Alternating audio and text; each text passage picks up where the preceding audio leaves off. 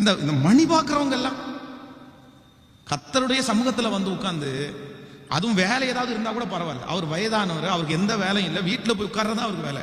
வீட்டுல உட்கார்றதுக்கு சர்ச்சில் உட்காரலாமே, ஆண்டவர் சமூகத்துல உட்காரு. ஏதோ ஒரு பெரிய பிசினஸ் மேனு அவர் போகலன்னா ஒரு நிமிஷத்துக்கு 1 கோடி ரூபாய் லாஸ் ஆகும் அப்படின்னு சொன்னா பரவாயில்ல. ஓ சார், உங்களுக்கு 1 நிமிஷம் ரொம்ப ரொம்ப விலையேறப்பட்டது சார், 1 நிமிஷம், அந்த 1 நிமிஷத்துல நீங்க போகலன்னா 1 கோடி லாஸ் ஆகும் சார், அதாவது தாராளமா நீங்க போங்க சார் அப்படின்னு அனுப்பிவிடலாம்.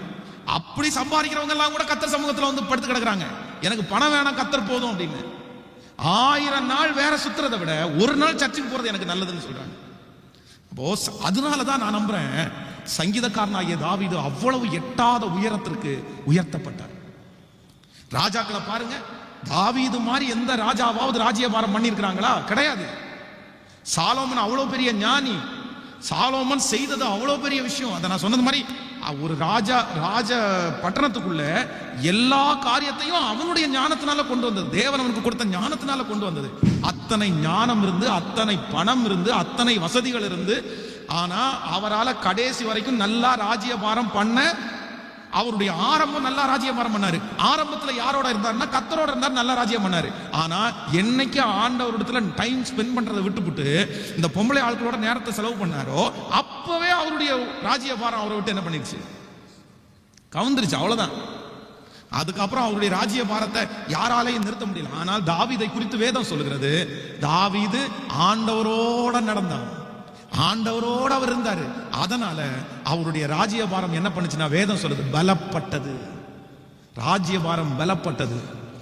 அப்படியே அப்படியே உட்கார்றாரு, நாள் தாண்ட தாண்ட தாண்ட அந்த ராஜ்யபாரம் வளர்ந்துட்டு தான் போகுது.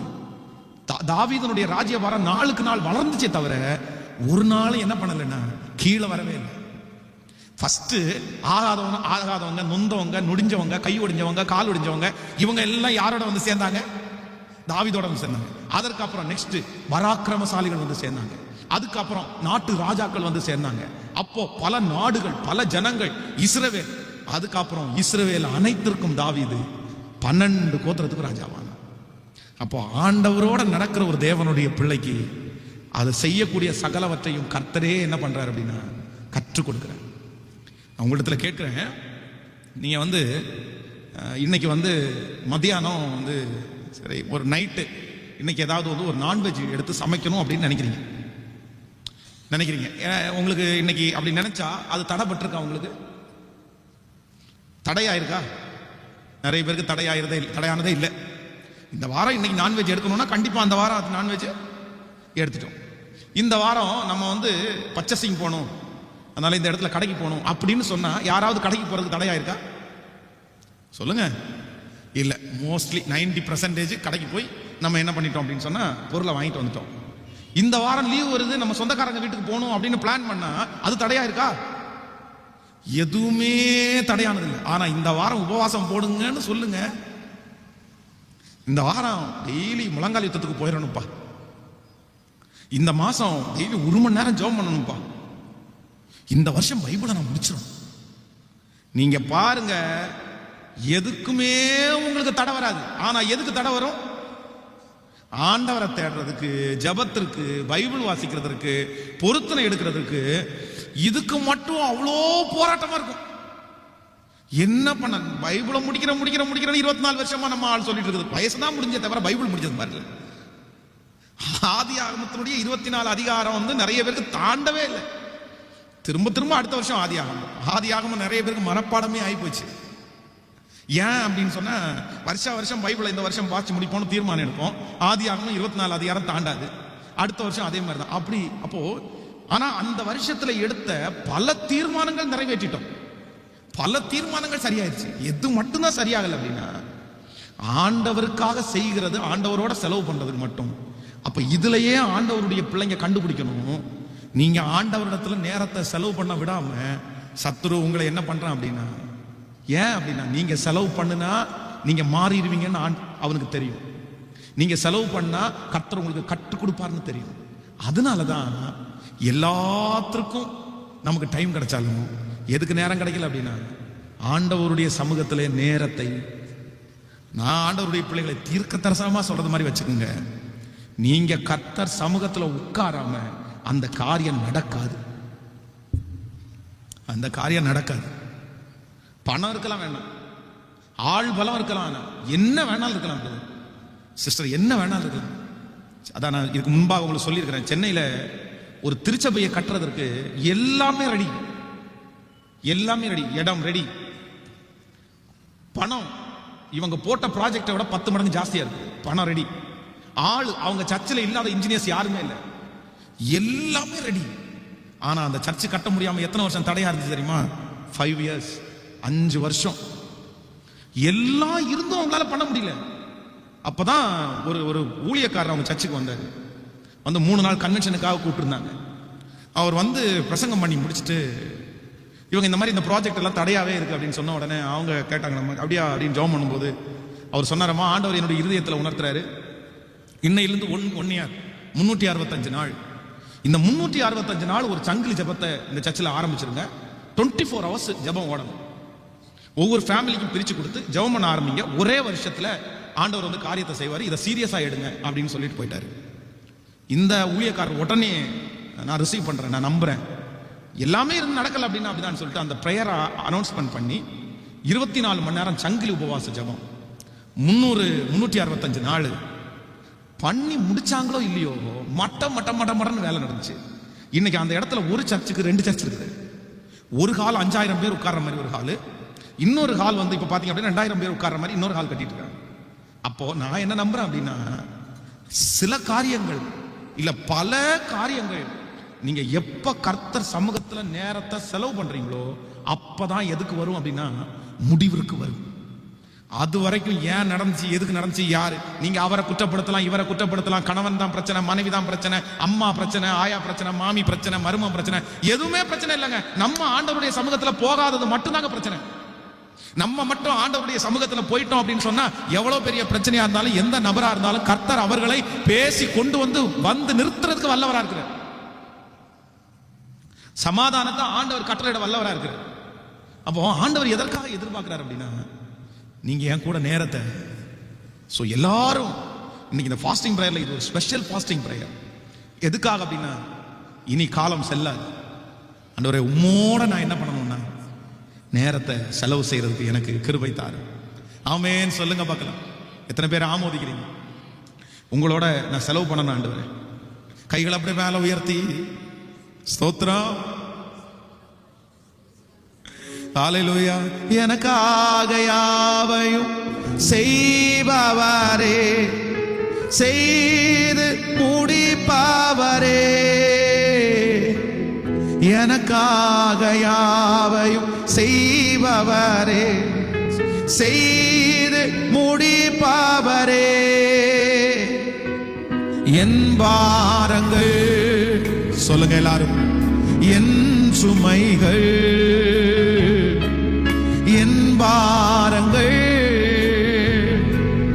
என் சுமைகள் பாதத்து இறக்கி வைத்தே, பாதத்தில் பாதத்து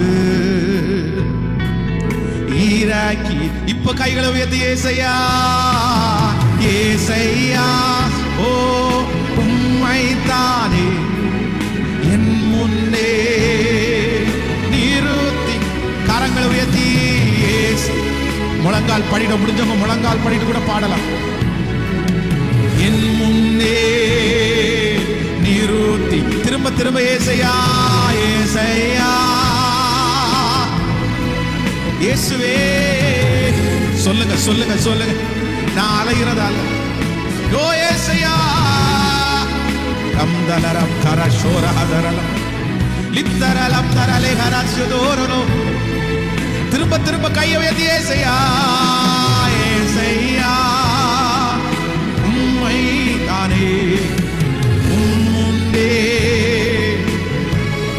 ஏசையா, ஏசையா உம்மை தானே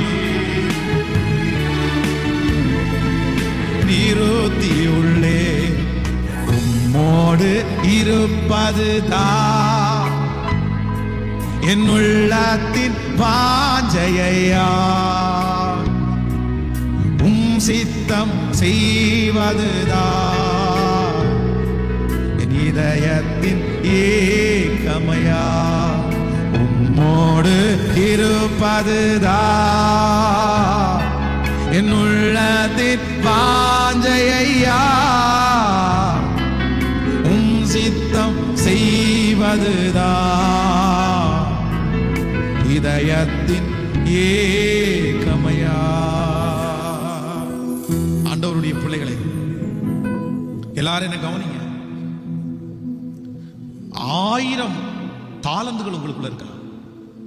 நீ உட்கார்ந்துக்கலாம் தப்பு இல்ல. 1000 தாலந்துகள் உங்களுக்குள்ள இருக்கலாம். இன்னும் உங்களை சுற்றி இருக்கிறவங்க எல்லாருமே உங்களுக்கு ரொம்ப பிளெக்சிபிளா இருக்கலாம். எல்லாம் உங்களுக்கு அனுகூலமா இருக்குது, எல்லாம் கிளியரா இருக்குது. ஆனா எல்லாம் அனுகூலமா இருக்கிறதுனால, சகல டேலண்ட் உங்களுக்குள்ள இருக்கிறதுனால அந்த காரியத்தை உங்களால சக்சஸ் பண்ண முடியாது. ஏன் தெரியுமா?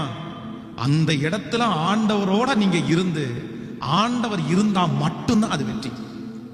அதற்கு உங்களுக்கு டேலண்டே இல்ல, சுற்றி இருக்கிற எல்லாம் எதிர்பார்க்குது. ஆனா நீங்க ஆண்டவரோட இருக்கிறீங்க. நான் எழுதி தர்றேன், அந்த காரியம் நடக்கும்.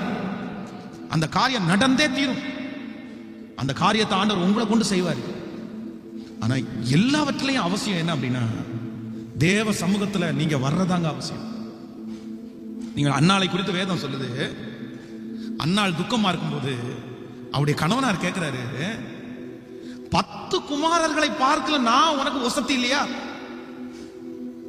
என்னதான் வந்து பெண்ணினாள் இருந்தாலுமே, ஆனா அன்னாளுடைய கணவனாருக்கு யார் மேலதான் பிரியம்? அன்னாள் மேலதான் பிரியம். அன்னாலதான் நேசிக்கிறார். எல்லாருக்கும் ஒரு பங்கு கொடுத்தா இந்த அம்மாவுக்கு 2 பங்கு கொடுக்குறாரு. நீ வச்சுக்கப்பா, நீ ஏன் குழந்தை இல்லைன்னு கவலைப்படுற? நான் இருக்கல, நான் உன்னை குழந்தை மாதிரி தானே வச்சு பாக்குறேன்.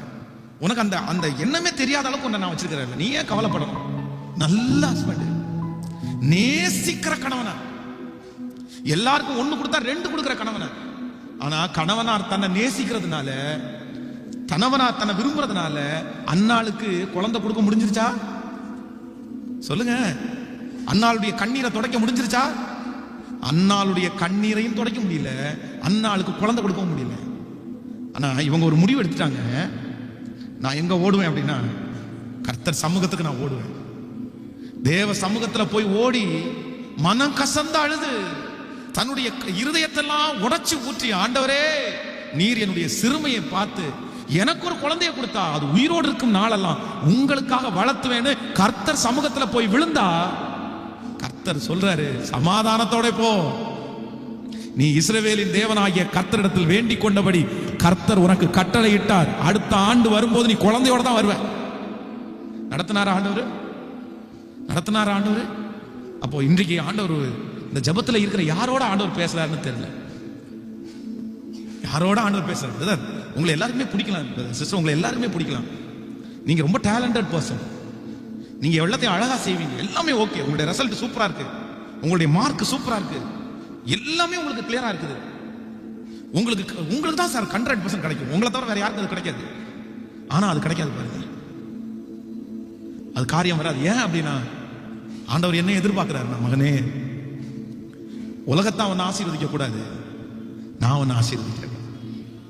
அதான் கானா ஒரு கல்யாண வீட்டுல எல்லாரும் இருந்ததுனால திராட்சரசத்தை கொடுக்க முடியல.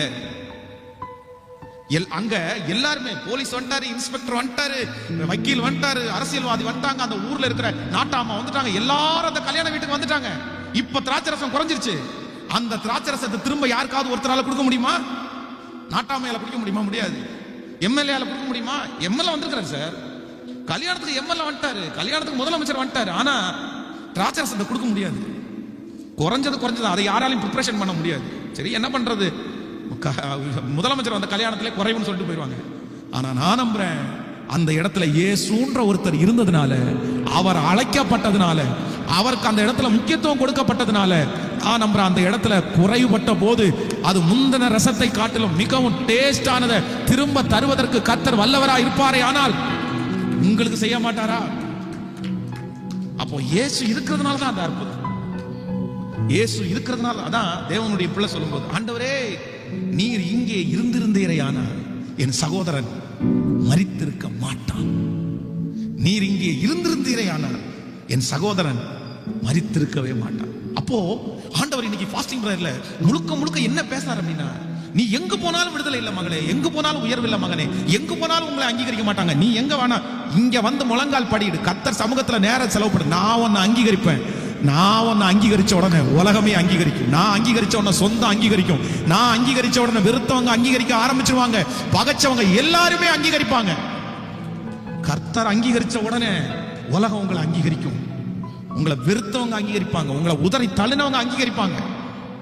எல்லாரும் முன்பாகவும் கர்த்தர் உங்களுக்கு ஒரு அங்கீகாரத்தை கர்த்தர் தருவார். கர்த்தர் தருவார். சோ தேவையானது ஒன்றே, மரியாள் தன்னை விட்டு எடுபடாத, சொல்லுங்க எல்லாருமே, நல்ல பங்கை தெரிந்து கொண்டார். அதனால தான் ஆண்டவர் இன்னைக்கு பேசிட்டே இருக்கார். வேற எல்லாத்துக்கும் முக்கியத்துவம் கொடுக்கறத விட எதுக்கு முக்கியத்துவம் கொடுப்போம் அப்படின்னா, ஆமென், முதலாவது தேவனுடைய ராஜ்யத்தையும் அவருடைய நீதியையும் தேடுங்கள், அப்பொழுது இவைகளெல்லாம் உங்களுக்கு கூட கொடுக்கப்படும். அதான் பெரும்பாடுள்ள ஸ்திரீயை குறித்து வேதம் சொல்கிறது. சரீரத்துல பலனே இல்ல, ரத்தம் முழுக்க போச்சு, எல்லா ரத்தமும் போச்சு. அது ஒரு பாடி, நடைப்பிணம், தள்ளுனா விழுந்துருவாங்க. இதுக்கு பத்தா குறைச்சல்ல மருத்துவர்களால அவதி. அங்கங்க இன்ஜெக்ஷனை குத்தி உடம்பெல்லாம் ரணகலமா இருக்குது. மாத்திரை போட்டு அந்த உடம்புல ஸ்ட்ரென்த்தே இல்ல. தன்னுடைய சொத்தை முழுக்க செலவு பண்ணி மருத்துவமனைக்கு அழிச்சாச்சு. ஆனாலும் என்ன இல்லை அப்படின்னா, ஒரு விடுதலையும் இல்லை. லாஸ்ட் கடைசி மினிட், இன்னும் சாக போறோம். அந்த சாக போற நேரத்துல ஒரு சின்ன ஒரு நியூஸ் வருது, இயேசு வரார். இயேசு இவங்களுக்கு தான் வந்திருப்பாருன்னு நினைக்கிறேன். அந்த வழியா இவங்க கேள்விப்பட்டாங்கன்னா அப்போ இவங்க மனசுல நினைச்சுங்க, யாராவது என்ன விடுதலை ஆக்க முடியாதா? எங்கேயுமே விடுதலை கிடைக்கல. கடைசியில ஒரு முடிவு எடுக்கிறாங்க, எவ்வளவு கஷ்டப்பட்டாகிலும் எனக்கு முடியலதான், என்னால ஜென்ஸ் கூட்டத்துக்குள்ள நான் எப்படி போ, 1000 கேள்வி அந்த அம்மாக்குள்ள இருக்குது. அதுவும் இயேசுனுடைய வஸ்திரத்தை தொடர்றது அப்படின்றது வந்து நீங்க நினைக்கிறது மாதிரி சிம்பிள் எல்லாம் கிடையாது.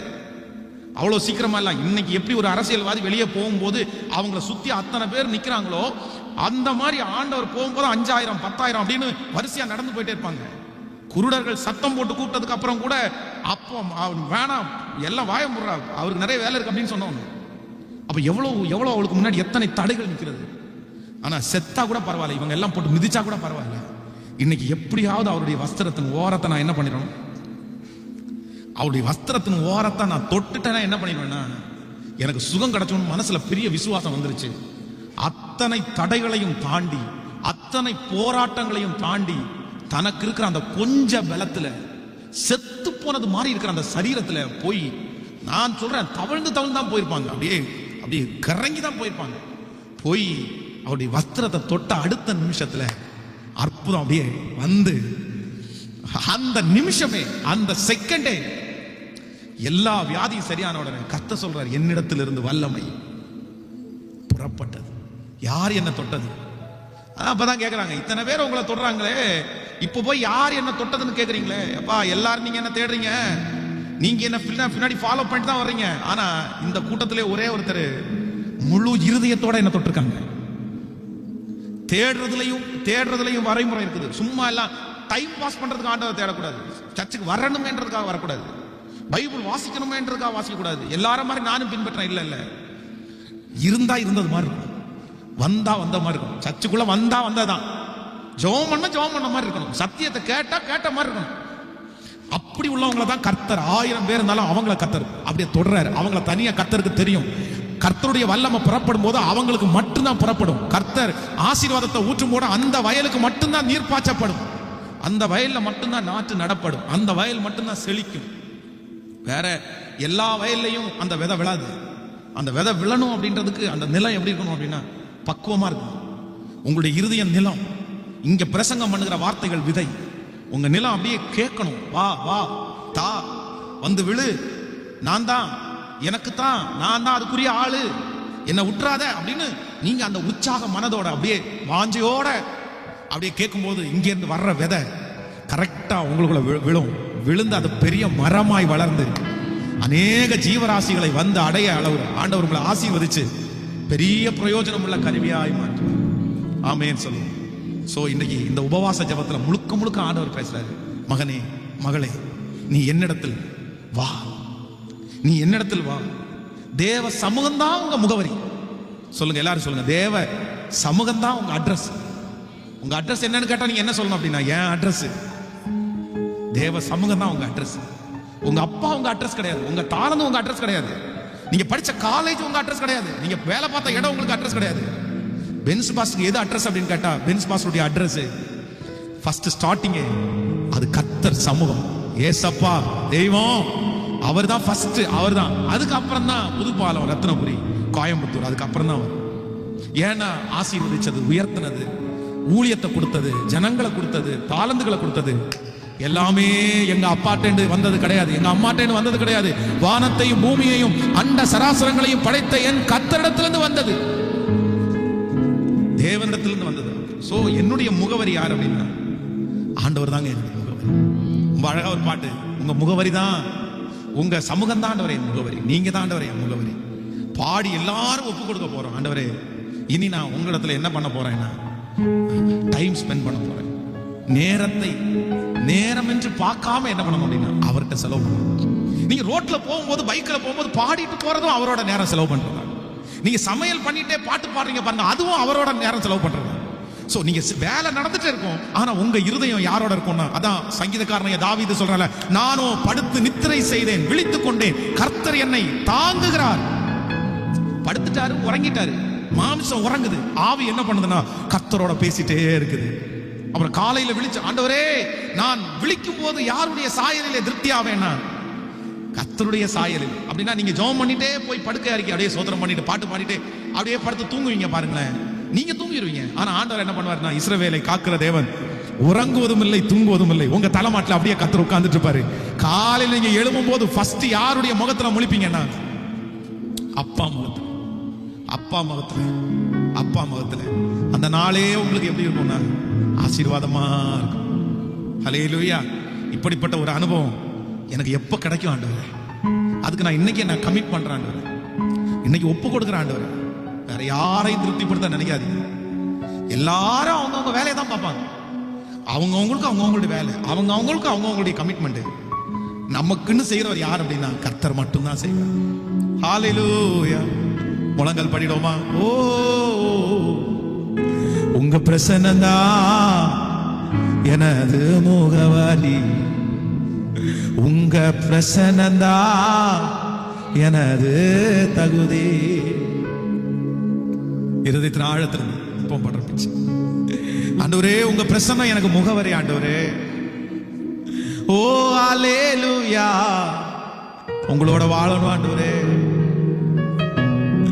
ஓ நன்றி நன்றி நன்றி.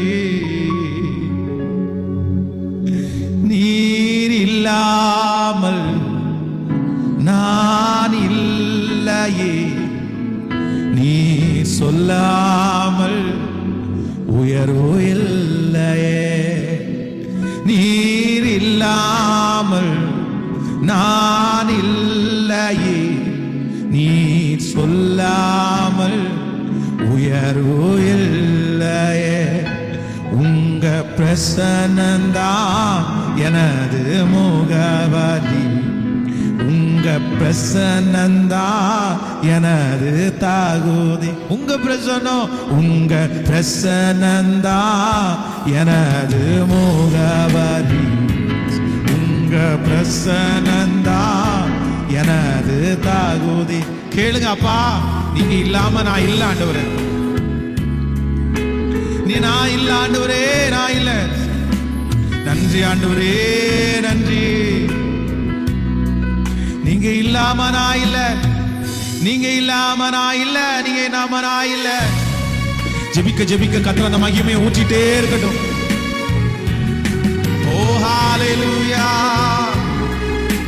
நன்றி. அழைத்த நாள் முதல் இதுவரை என் விலகாத வாக்கு தத்துவம் பிரசன்னமே. அழைத்த நாள் முதல் இதுவரை என்னை விலகாத வாக்கு தத்துவம் பிரசன்னமே. ஓ விலை போகா என்னையும் மலை மேலே நிறுத்தி ஆழ பிரசன்னமே விலை போகா என்னையும் மலை மேலே நிறுத்தி அழகு பார்ப்பதும் பிரசன்னமே. உங்க பிரசன்னந்தா எனது முகவரி, உங்க பிரசன்னந்தா எனது தாகு. சொல்லுவோம், உங்க பிரசன்னந்தா எனது முகவரி, உங்க பிரசன்னந்தா எனது தகுதி. நீர் இல்லாமல் நான் இல்லையே, நீ சொல்லாமல் உயர்வு இல்லையே. சத்தமா சொல்லுங்க எல்லாரும், நீர் இல்லாமல் நான் இல்லையே.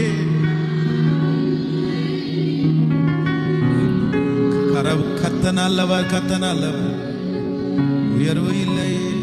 உங்க பிரசன்னந்தா எனது முகவரி, உங்க பிரசன்னந்தா.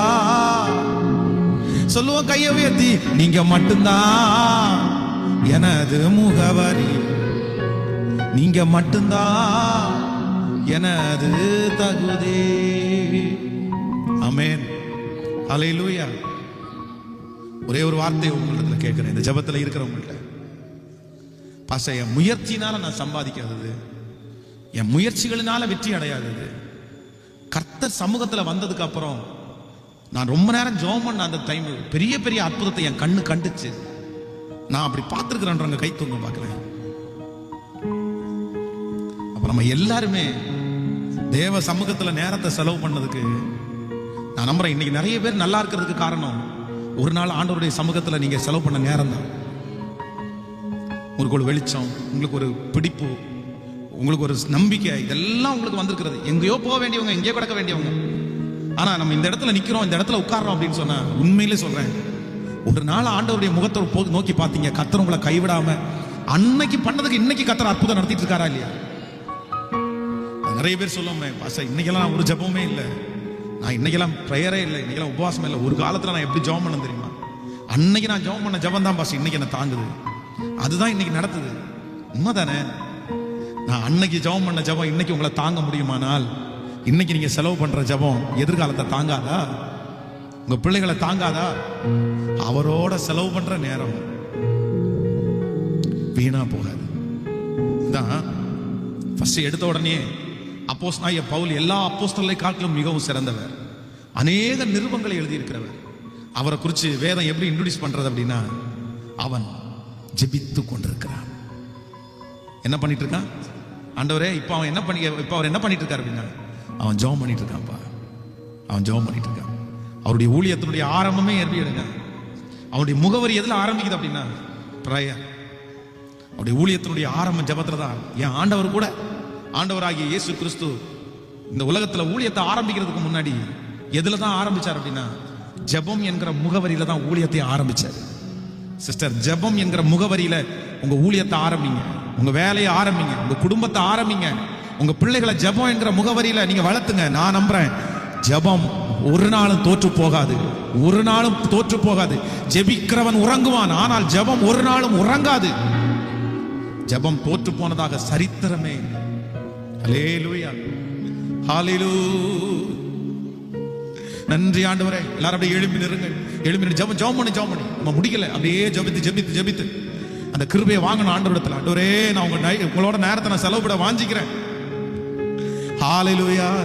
வானத்திலே தூதரெல்லாம் பரிசுத்தரே என்று பணிகின்றார்களே, வானத்திலே தூதரெல்லாம் பரிசுத்தரே என்று பணிகின்றார்களே, பூமியிலே மன்னானனா உம் நாமம் வாழ்கவென்று தொழுகின்றேனையா. பூமியிலே மன்னானனா உம் நாமம் வாழ்கவென்று தொழுகின்றேனையா. ஓ தேவ சத்தமாய் என்ன ஹல்லேலூயா, பிரைஸ். அந்த பிரசன்னம் தேவ சபையில் இந்த சத்தியத்தை கேட்டுக்கொண்டிருக்கிற இடங்களில் இறங்கி வரட்டும். சொல்லிக்கொண்டே ஓ அந்த விடாய்த்து போய் இருக்கிற ஆத்துமாவை இப்பொழுது தட்டி எழுப்பட்டும். அந்த சோர்ந்து போய் இருக்கிற ஆத்துமாவை தட்டி எழுப்பட்டும். ஜெப மகிமை, ஜெப மேகம், ஜெப மகிமை, ஜெப மேகம். ரத்தாராலா சம்தானா ரூபாதாரம். இந்த பாட்டை பாடும் போதே அந்த ஜெப அபிஷேகம் இறங்கட்டும். ரத்தாலாராம் சக்கரம் தோராலாரம் இத்தாராலம் கர தோனரால சௌகரோதோரோ. இப்போ ஒடிந்து போன ஆவிகளை எல்லாம் கர்த்தர் தட்டி எழுப்புறார். கர்த்தரோட சேர ஒரு ஐக்கியத்தை தர தடைகள் விலகட்டும். ஓ தேவ பிரசன்னம்,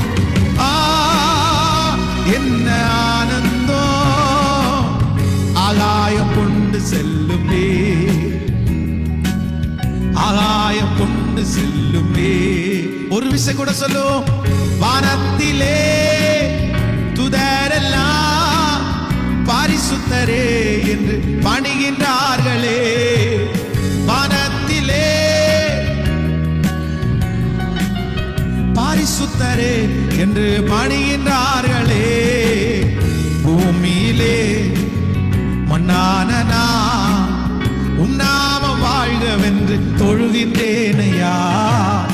பூமியிலே மண்ணானனா உன்னாமம் வாழ்கவென்று தொழுகின். ரெண்டு கரங்களை உயர்த்தி ஓ இந்த 21 நாட்கள் முழங்கால் யுத்த ஜெபத்தில் எங்களோடு ஆராதிக்கும். கர்த்தர் சமூகத்தில் நேரத்தை செலவு பண்ணுகிற ஒவ்வொரு பிள்ளைகளையும் ஆசீர்வதிக்க வாரும். ஒவ்வொரு பிள்ளைகளையும் ஆசீர்வதிக்க வாரும். ஓ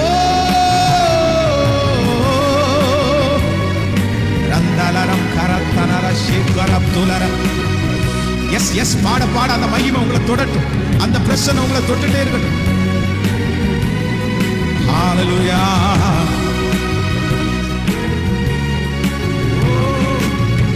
ஆகாயம் கொண்டு செல்லுமே, ஆகாயம் கொண்டு செல்லுமே, ஆகாயம் கொண்டு செல்லுமே. ஹalleluya.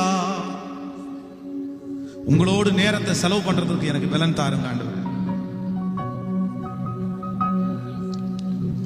உங்களோட நேரத்தை செலவு பண்றதுக்கு எங்களுக்கு கிருபை பாராட்டும் ஆண்டவரே.